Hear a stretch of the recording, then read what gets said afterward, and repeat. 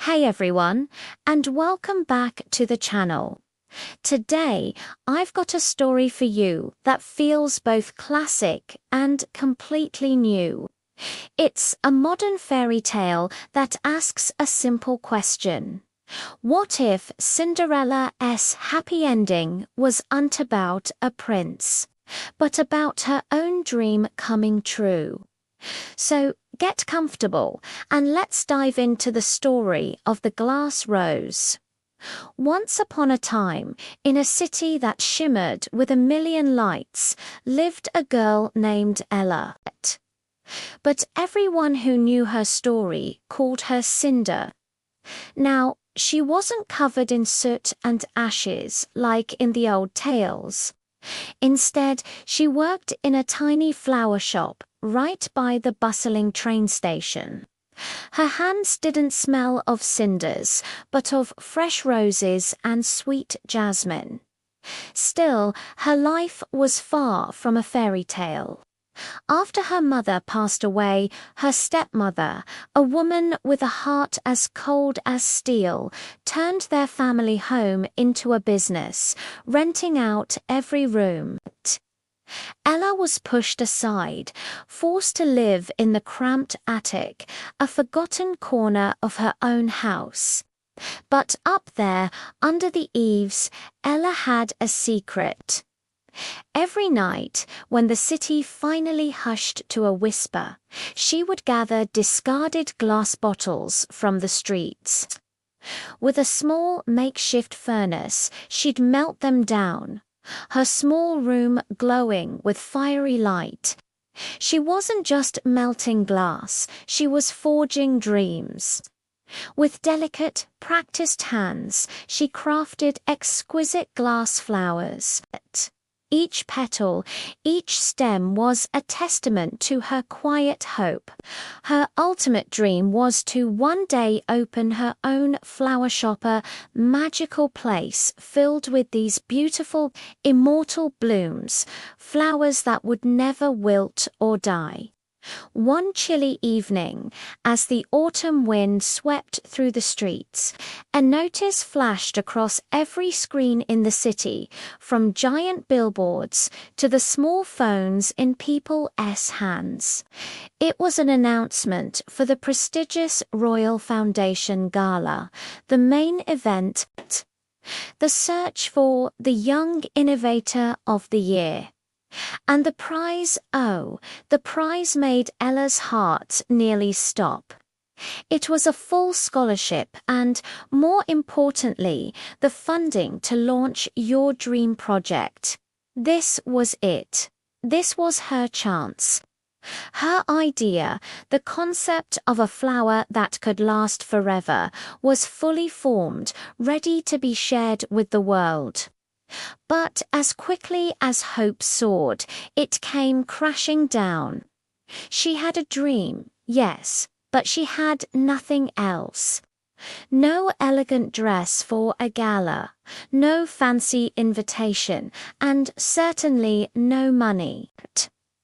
That night, she trudged back to her little shop, the weight of her reality pressing down on her. But as she approached the door, she saw a figure standing in the shadows. It was an old woman, her clothes worn and ragged, her hair a startling silver that seemed to catch the moonlight. "Do you sell flowers here, child?" the woman asked, her voice raspy but kind. Ella offered a small, sad smile. "Only dreams," she replied softly. The woman let out a laugh, a sound like delicate wind chimes dancing in a breeze. "Then I've come to the right place," she said. From a fold in her tattered coat, the old woman produced a small crystal shard. It wasn't just glass, it glowed with a soft internal light pulsing gently in her palm. "Your heart is pure," the woman whispered, pressing the shard into Ella's hand. "Melt this down. It will become the key to your destiny." Before Ella could even process what was happening, the old woman turned and walked away. Ella rushed out after her, calling out, but she had vanished completely, swallowed by the swirling evening mist as if she were never there. That night was a blur of emotion, fueled by a desperate cocktail of tears and newfound hope. Ella worked like never before. She placed the mysterious glowing shard into her furnace. The glass around it melted and swirled, merging with the crystal's light. With trembling hands and a focused heart, she shaped the molten glass into the most beautiful creation she had ever made. A single perfect glass rose. It wasn't just a sculpture. It shimmered and pulsed with a soft, living light, as if it held a tiny, captured star within its petals. The next day, the day of the gala, Ella stood outside the magnificent venue. She clutched her glass rose, its light a small beacon against the imposing gates. As she expected, the security guards, tall and unsmiling, wouldn't let her in. Invitation only, one said, dismissing her with a wave. Just as her shoulders slumped in defeat, fate intervened. As the guards were turning her away, a young man in a simple, well-tailored black suit was walking past.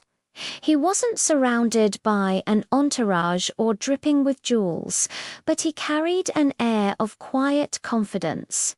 His eyes, however, weren't on the glitz and glamour.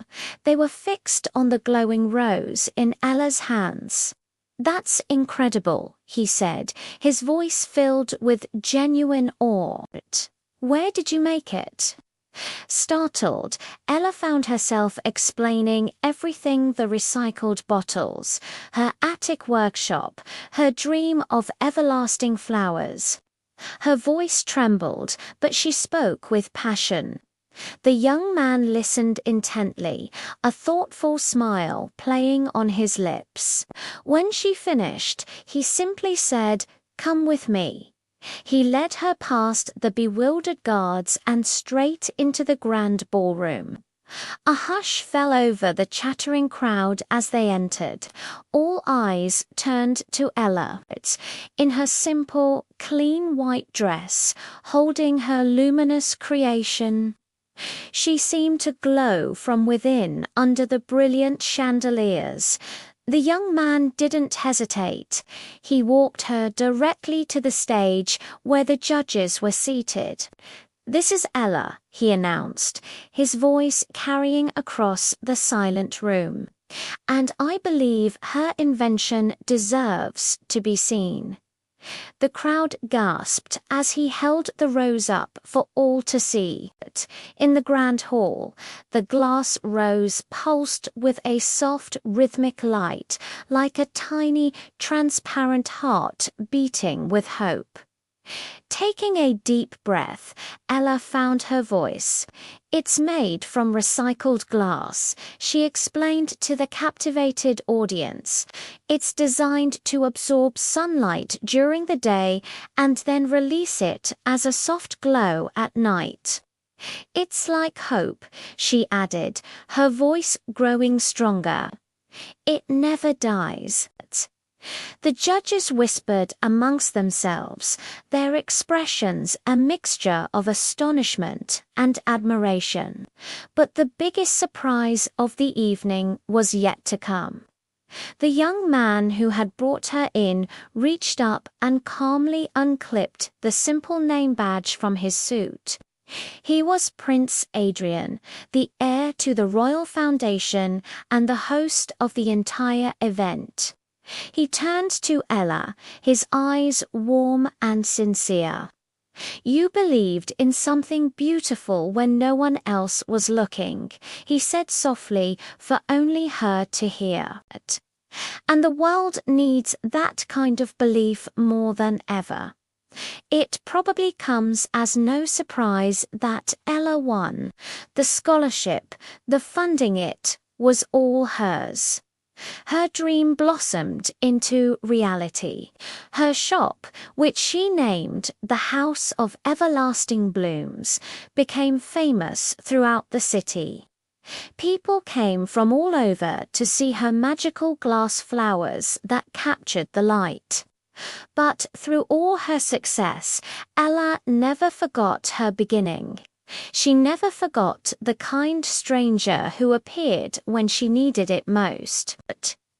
And so every year on the anniversary of the gala, she would leave a single perfect glass rose on the bench by the train station as silent thank you to the miracle that came dressed as a stranger. The story reminds us that even the smallest, most fragile spark of hope can ignite into something truly everlasting if only you have the courage to believe in your own light and the heart to keep it shining even in the dark. It's a powerful lesson, isn't it? That our greatest strength often comes from the very dreams others might dismiss. What did you think of this modern fairy tale? Let me know your thoughts in the comments below. And if you enjoyed this story, please give this video a thumbs up and consider subscribing for more tales that spark the imagination. Thanks for watching, and I'll see you in the next one.